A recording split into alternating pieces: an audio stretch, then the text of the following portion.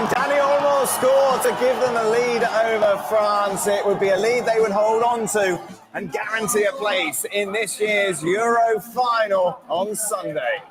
Hello, welcome into ESPN FC. I'm Dan Thomas, joined in the studio today by Craig Burley, Steve McManaman, Frank LeBoeuf. Yeah, and I'm the last to be named because you want to tackle me right now. I don't want to tackle you. I'm just saying that someone has to be last. No, like, I see the scenario coming up. You'd think he would be depressed because the French are out. He's as hyper as he's been this. I know. As Macca said, he's had 2 days off. He's excited to be back on TV. So then Spain are through to the final, defeating France 2-1. Great first half of football this was. Probably the best that we've seen so far in this tournament. Muani would open the scoring. Great header from him to give France the advantage. And then 16-year-old Lamine Yamal would score an absolute beauty from outside of the box to make it 1-1. And then just moments later, great individual skill from Dani Olmo would see Spain get the lead. And the lead, as I say, they would keep until the final whistle. Spain then to the final on Sunday, France out.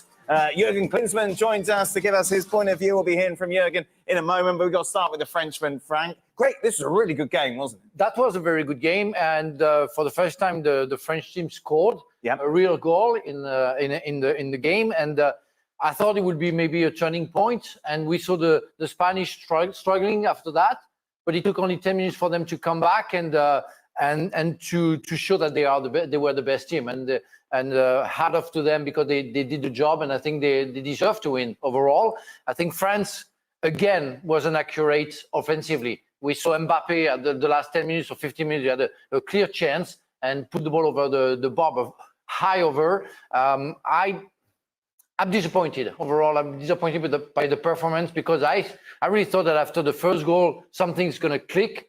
And it never happened, in fact. It was the timing of that equaliser, wasn't it? That from Lamine Yamal, which I felt obviously kept Spain in the game, just kind of shifted that momentum. Yeah, and I think Spain made France up their game today, didn't they? From what we've seen, they had to. But that's how good sort of Spain have been in this tournament. But I think the big difference was, well, one of the big differences was end product. You know, Mbappe, you know, in final third, and then Dembele with his crosses, you know, not getting past the near post or not hitting great crosses. And the two end products from Spain were tremendous. One from outside the box, which was special, but then the Dani Olmo goal, which was eventually given to him, came from just great skill, sending Tchouaméni the wrong way. And that was one of the big differences, that yes, Spain dominated the bulk of possession, but they did have to defend and you know, get some pressure to try and withhold. But some of the football, again, was fantastic. And they are, thus far, the best side in this competition. Yeah, and I think that's right from a neutral's point of view. You're happy to see Spain advance. Yes, I enjoyed the game today. Spain were the better side. I thought France were good in the second half. Mbappe missed a chance up on McConnell, missed a good header, really headed it into the ground. But the best team have gone through yet again. The best team in the whole tournament have rolled on, have beaten teams, have been impressive. Individual players, the two wingers, of course, Fabian Ruiz again today, Rodri again today, holding them together. They just look a really good outfit on the Spanish national team. They deserve to be in the final. They deserve to be favourites in the final. And let's see who's going to join them. Jurgen, let's talk about Lamine Yamal, 16 years of age. What a strike that was. Oh, my Lord. What a strike that was to open up your account in the European Championship. It's unbelievable. I mean, it was probably the best first half or 45 minutes we've seen of this European Championship. The first half in this game today was fantastic. I mean, France started well. Obviously, it looked like Mbappe is back, you know, does the assist for Muani, and they go up a 1-0, and then this strike comes. And yeah, you just wonder now, you know, how many of those kind of goals will we see in the near future by Lamine Yamal? I mean, what is this kid now doing the next couple of years? But it was absolute beauty. It was so much fun to watch. Second half, things cooled down a little bit, but unfortunately, France couldn't kind of come back in that game. You could see that little pieces were missing in their game. I mean, the way Theo Hernandez, you know, missed his chance.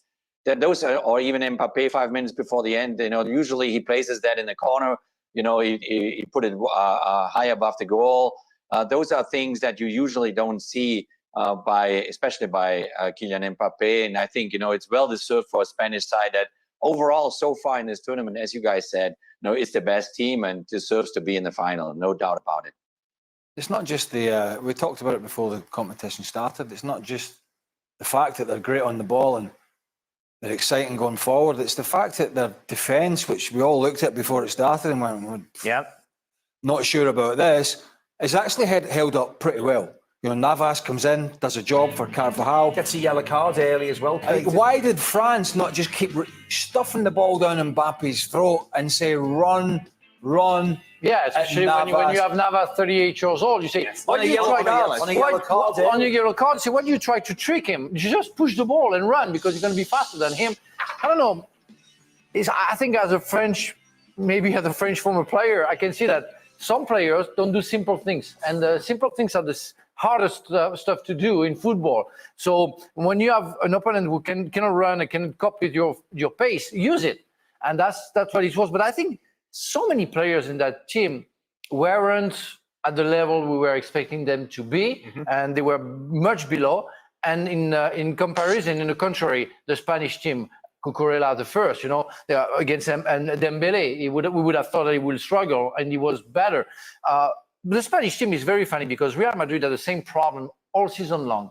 Defensive players missing because of injury, and they cope with the situation very well. And the centre backs, whoever played, were good. Lenormand wasn't there, so Nacho played, and Vivian after came on, and it was okay. Laporte did the job as well.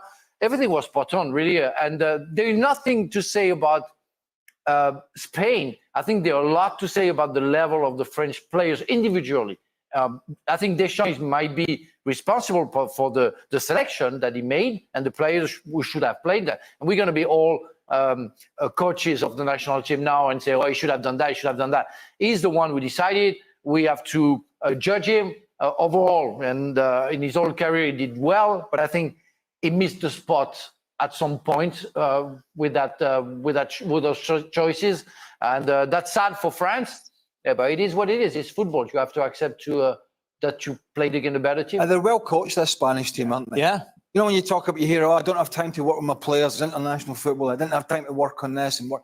Here's a guy that's has worked with youngsters most of his life, coming up working with some superstars, and they're all buying into it. And it's not always about 60 and 70% possession, which it used to be. It's sometimes more about defending a little deeper and hitting on the counter. It's been really good to watch from a Spanish perspective. Yeah. And the difference with France is that the Spanish have been kind of on an even keel most of the way through. Yeah. The way they've performed, they've had a little dip here and there, whereas the French have been slowly, and then they had to pick it up today, which they did. But you just felt that was just a bridge too far for them. Jurgen, how impressive is it what De La Fuente, the Spanish coach, has done in changing the style of play? Because we think back to the World Cup, where they were so hard to watch. It was just sideways stuff. But as Craig said, it seems that everyone's on board for this new style. It's very impressive what he's done in such a short period of time. It's fun to watch the Spanish team. It's not about tiki-taka. It's not about just passing. It's going here and there direct, looking into Morata or whoever plays up front, finding a way immediately to score. And they entertained us. They really entertained us so far. And what the coach has done dramatically well is that almost all of the players are on the highest level. They're between 90, 100% going. There's nobody going underneath 80%, which in that French team, you can argue there were some that performed well throughout the tournament, and then some that they never reached the level that they used normally to reach. And this is a big difference. You have 2 or 3 players not reaching their maximum, at least 90, 95%. You're not going to the final. And so it's very, very balanced throughout the entire Spanish team on the performance side. And this is definitely the merit of the coach. Dani Olmo, once again, key as he was obviously when he came on against Germany. Yeah. Lovely play for that second goal. Yeah, and you wonder, prior to the Pedri injury, whether he would have been on the pitch as much as he has been. He was excellent in the last game. He was excellent again today. It was a lovely goal, as Craig said. The way he controlled the ball and then flips it past Tchouaméni was fantastic. I'm glad he got the UEFA eventually gave him the goal because he deserved it with his play. But yeah, they've been wonderful, haven't they? We've spoken about the wingers, we've spoken about the defenders. Today it's about Carvajal can't play, Norman can't play, but it actually doesn't matter. Jesus Navas came in, did a good enough job. Nacho ended up playing centre defence and ended up going to right back when Vivian came on. they all just chipped in, didn't they? And in the end, they stood strong and they achieved what they wanted to do. It'll be interesting to see the selection now for the final. Yes. Danny Carvajal, you'd expect to come back, and it's who's going to play in centre defence. Does Nacho deserve to play, or will Lenormand come right back in and How to say? I know. It's the Spanish name gets me all the time. Lenormand. That's a very strange Spanish name. With the other French Spaniards, Laporte. Given the frailties that there were at the back, obviously Jesus Navas coming in, Carvajal out, Nacho then coming in, playing it right back. That's got to add to the disappointment, wasn't it? Because there is that vulnerability there that France should have taken advantage of. Yeah, but it's due maybe to the Spanish, the way they cope with the situation and work all together. And don't forget that when you play on the side, and Trent Alexander-Arnold was a perfect example when he was playing alongside Anderson and I think I forgot it was a centre back at the time for Liverpool. They were coping with that situation. They were helping him. And it's what the Spanish they do with Rodri on the right side, and today you had Nacho coping and helping, covering Navas. That's how it works. Right. It's a collective sport. You cannot isolate somebody and say, "Oh, it's Navas against Mbappe." It's never Navas against Mbappe, because Mbappe knows that as soon as he gets the ball, people are going to come close to Navas, the defenders and the midfielder, to help him out, and that's what it works. That's how it works. That's football how it works. So. Yes, it's disappointing because they didn't use their best strengths, French-wise. But again, the Spanish they did the job, and when they had the chance to change something, they missed it. Hernandez right foot, Mbappe right foot as well, Upamecano header. That would have changed the game, and they would have changed the result. So, but it is what it is. Football is like that, and it's full of details that you can talk about after, and that you have to resolve at the present time. But it's, I think overall, there is nothing to be disappointed in the French side because we were bad. Well, that's disappointing. Yeah, that's disappointing overall, isn't it? That you're bad. The French was slightly better than England so far, and now they're out. Yeah. With the talent level that they've got. And the argument is that they had the best squad going into this tournament. Yeah, but when you take individuals, you say, yeah, France and England are the best, and it's why they were the favorites before the competition. But you have to prove it. Yeah. Day after days, and they didn't. Yeah. They proved that they were solid defensively, but they had a lack of creativity offensively, and that's the same for the English team. And the others, they move forward, they work with their strength and their weaknesses as well. But overall, if you are more connected, you prove that football is played by 11 and even more players, and not big individual who can make the difference. It happened with Messi during the World Cup, where Messi was great, but with alongside all the players working for him. Otherwise, it doesn't work. So when they're beating Deschamps with this big stick, which when it's going to happen? When it's going to happen? There's plenty of big sticks in France waiting for Deschamps when he goes back. So when they're criticising him, where have the French gone wrong? Team selection, personnel, tactics. Is Mbappe getting a pass because he broke his nose and that's an excuse? Because he didn't have a great tournament, did he? No, he didn't. He tried to play without a mask today. He existed like for 15 minutes. Early on, he was great. Yeah, but after he disappeared. So I don't know what happened. When Argentina don't win before they win World Cups, Messi gets panned. Yeah. And it's all his fault. And it's nothing about the rest of the players. Generally, which is wrong, but that's how it's been. Yeah. What's Mbappe getting when he goes? No, he's going to be hammered. I mean, he's going to be hammered because the fans, they maybe have the right to be disappointed, but they don't know the football the way we know it and we can experience it. But I think they're going to be disappointed because he only scored one goal, he had one assist. It's not enough for Mbappe. Yes. And it is what it is. And we put that guy at such a big, high level, think that he's maybe the best player at his position in the world. But you have to prove it. And it's been like, before even his injury, it's been like 2-3 months that he's been struggling. So is it because he signed for Real Madrid? Hopefully for him in Madrid, it's going to be better than that. But there is a concern about him. But there is a concern also about the team selection. Deschamps decided to play with Tchouaméni, Kanté, and Rabiot. Maybe it was another possibility. Camavinga is a Champions League winner. Just remind people. You have another possibility. Giroud maybe should have played before. Marcus Thuram wasn't good. Mbappe wasn't good. You should have tried something else, I think. But again, it's easy to say after. And we don't know what's going on in the dressing room. But I had question marks about the centre backs, especially Upamecano, but he did quite well. There is nothing much to say in that matter. But overall, it's not the level that I was expecting offensively from France. The sooner Mbappe gets to Madrid and plays under a proper manager at a huge club in a big league, fighting for all the major titles and away from this circus. And maybe that's taking some of his focus. I'm staying, I'm leaving, no, I'm going. Yeah. Then Macron got involved at one point. That was a year or two ago, trying to put some pressure on. And then he was giving press conferences about, I'm re-signing because this is a project, when we all knew it was nonsense. He was lucky Florentino Perez and Real Madrid came back in and were patient because he put a big custard pie in their face. And I think he's just got to get away from this circus that he's been. And I'm not saying Real Madrid isn't a circus, but because as Mark will tell you, there's an amazing amount of pressure. But go there and focus on your football and not all this sideshow. That's a very good point you're making. And I think it's really time for him to get away from France because he's being very criticized also because he gave his point of view about the elections, how people had to vote and which side they had to vote, and people get upset with him. So he had a big pressure from France. So he said, okay, instead of giving to your point of view about the election, just score goals and play for France.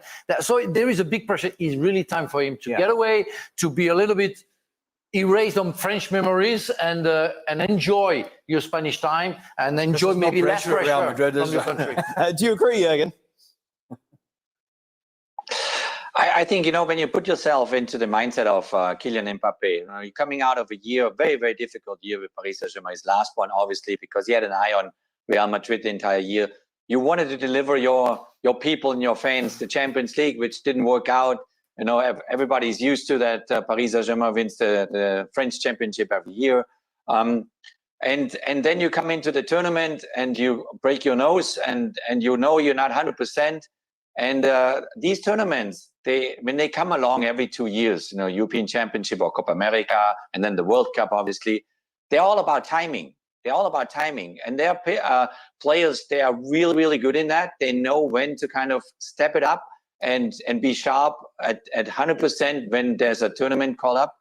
And then other players, they struggle and they cannot call it. Like, Marcus Thuram was not the Marcus Thuram we saw throughout the year at Inter Milan as an option, for example, as the center forward in the French team, and others as well. So for Kylian Mbappe, I really hope that, get a little bit of a vacation and then, reboot your system in a place that is obviously an amazing club to play for, one of the best in the world. And you are not under the eye of your French people that, always demand the maximum of Kylian Mbappe. And I think it shows all this chance that he had today in the 85th minute when he cut inside and he came, and this is normally, it's 99.9% of a goal for Kylian Mbappe. He places it all in the short corner or in the second post, and he just kind of hit it high above the goal. And that showed me that he's not there. He's not there in this tournament. And it's a pity. But here in this case now, the timing didn't work out for him. He will learn out of that. There's no doubt about it. Almost he won a World Cup already and did an amazing another World Cup in Qatar. But also these moments happen, but it happened now at the wrong time for the French team. It's maybe a lesson for everybody, and especially the big players who play in their own country. They receive a big pressure, where we can see that Jude Bellingham not playing in England has been the best English player, and Messi is gone for a while. Ronaldo is gone to also a Spanish team. No big star play in their own country like that. They are released about the passion and the pressure that your own fan can make, and it's why I think it's really the time, as Jurgen said, for Kylian to go to Spain and reboot, refresh himself, and maybe forget about the French, because we demand a lot, because for a long time after Zizou we didn't have a player like him. So of course all the passion goes for it, and the pressure is high. You mentioned Zizou. He's going to take over now from Deschamps. Deschamps done, do you think? He has a year contract or 2 years contract left, I think, and that would be a question with Mr. Diallo, the president. Do you think his time's up? If you were Mr. Diallo, would you say? I would say, yeah. Thank you very much. It's maybe a time to try something else. Maybe it was also for some players as well. I think about. So you say sack Didier Deschamps? Sack? No. I would never say that because I know that will say something in the social network. No, I think if he wants to stay and the Diallo is happy, why not? But it might be the time, and I think the pressure is going to be big to see Zizou coming on and taking on Didier Deschamps' situation. So I really think that Zizou will be good. I really wish him the best. And if Didier has to go, we have to say thank you, because since 2012 he brought us to many finals and good results. So he did the job.